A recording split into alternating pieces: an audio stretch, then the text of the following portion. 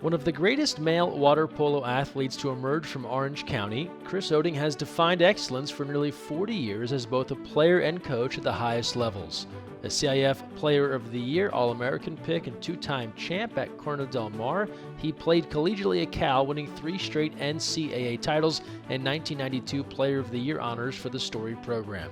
At the same time, he was a rising star at the national team level, first with the junior squad as a captain. A shoulder injury could have ended his career in 1993, but Oeding persevered, capping up with the senior team at his first major event in Rome at the 1994 World Championship. That kicked off a 7-year run with the USA men, including 2 Olympic Games, again earning captain honors, plus gold at the 1997 World Cup.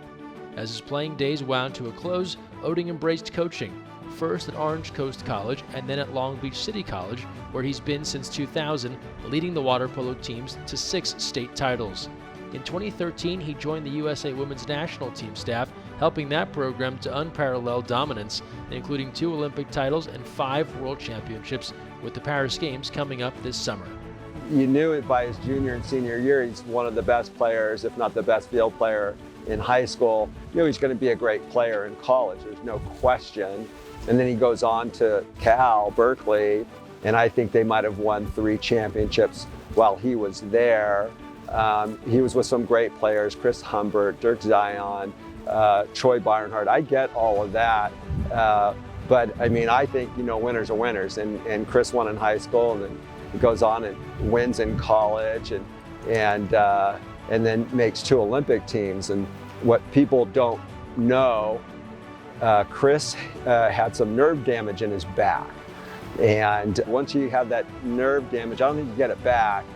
And I remember wondering, how's he gonna hold up and can he do it? You know, because this really was affecting his swimming, his shooting, passing, etc. And he worked hard to build muscles around it. And to me, it was just amazing that he could go from having that physical injury and make an Olympic team, let alone 2 Olympic teams. I don't know if you know people like this that are vastly different from their playing personality between their outside of the pool personality. I mean, anybody that knows Chris is, you know, the first thing you think out, he's a very calm, mellow guy, and you know, I think it's I don't know, the comparisons maybe that, you know, they talk about Beyonce being Sasha Fierce, you know. When he gets in the pool, it's just this competitor, high level of competitor. I obviously played against him in high school, and he was already, you know, making a pretty big name for himself, and he's one of the best high school players. He was a junior at CDM. He had 7 goals in CIF finals, and he won that game for CDM single-handedly. And that's when I was like, wow, this guy's pretty amazing. The beauty about Chris is he's just been a leader ever since he was a kid, ever since my dad had him on the junior team as a captain, and then being my captain in the 2000 Olympics. I mean, to be a captain of an Olympic team is, just to be an Olympian is the 1%er, but to be a captain is unheard of. And I think in order for us to grow as a sport, we need to understand our past and to know the great captains that have led, like Oeding. Like, you need to know these guys, and Chris is one of the reasons that I was as successful as I was, and also I think why the women are so successful as well. You know, as someone who is much younger than him, I always looked up to him as a water polo player. I mean, that's really kind of where I first got to know who he was. You know, growing up in Northern California, I was certainly kept a close eye on both the Stanford teams and the Cal teams. And back then, those Cal teams were just so dominant. And Chris was such an integral part of that. And just seeing how he played the game with such composure and intelligence, and watching how he could see the pool, his vision was, you know, unlike most people that were playing in those days. And I don't think I actually met him until he became a youth national team coach with the women's program. And, you know, that's when I first really got to know him as a person outside of the incredible water polo player that he was.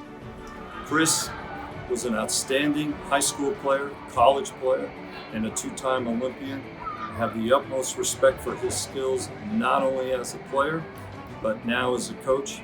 He's done a great job at Long Beach City College, and he's done a fantastic job, a gold medal performance at the Olympic level.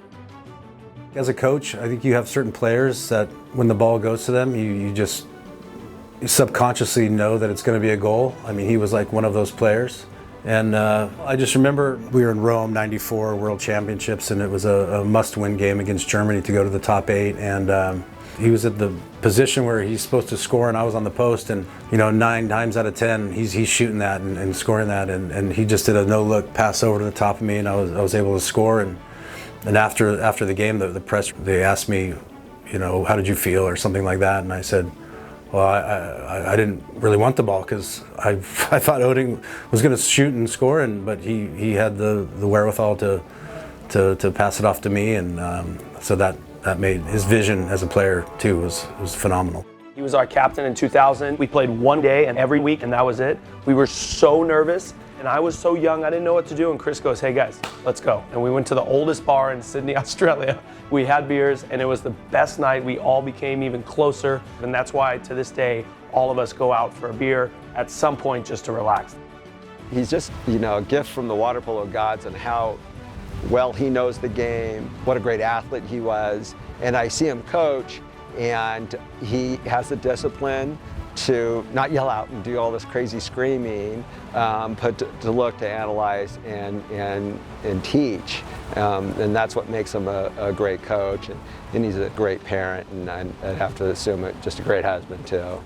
A lot of people don't know that, when he was the youth team coach, he had, players like Rachel Fatal and Maggie Steffens when they first started. In fact, he's coached them longer than I probably have. So, we talked about someone who brings knowledge, just a depth of knowledge to the entire sport that is so relatable to so many different people across the board. And his patience, his composure, even at times some turmoil. And you need people that are just gonna, keep the ship steady.